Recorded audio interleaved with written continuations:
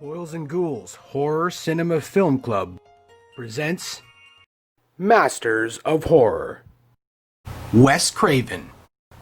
Wes Craven started his professional adult life as a professor before transitioning into movies, primarily as a writer and cameraman.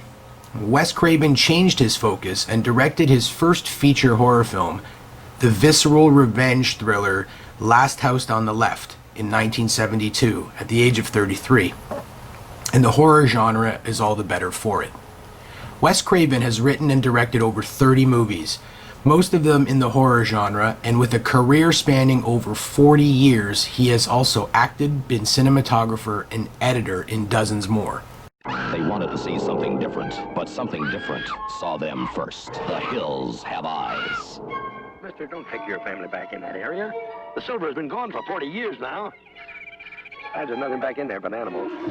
In 1977's The Hills Have Eyes, it tells the tale of an all-American family taking a cross-country trip that gets marooned in a southwestern United States desert. They are plagued, harassed, and brutally assaulted by a family tribe of cannibalistic mutants, hell-bent on destroying this harmless and decent family.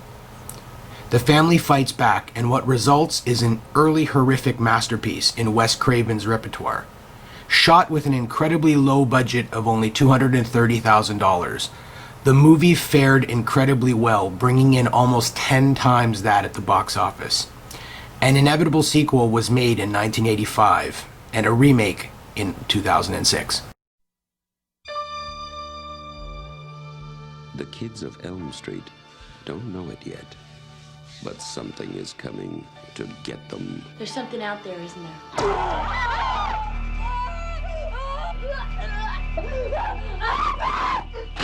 You could just see cuts happen. What did that, Lieutenant?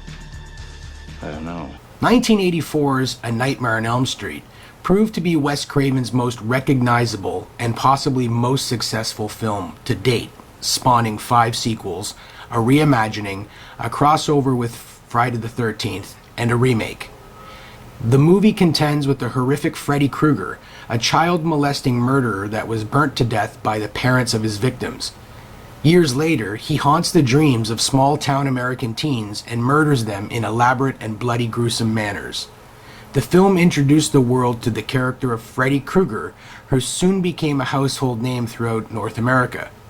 The concept of A Nightmare on Elm Street and the character of Freddy Krueger came to Wes Craven after reading headlines of mysterious deaths happening to people in their sleep in the Philippines. Hello? What's that noise? Popcorn. You making popcorn? Well, I'm getting ready to watch a video. Really? What?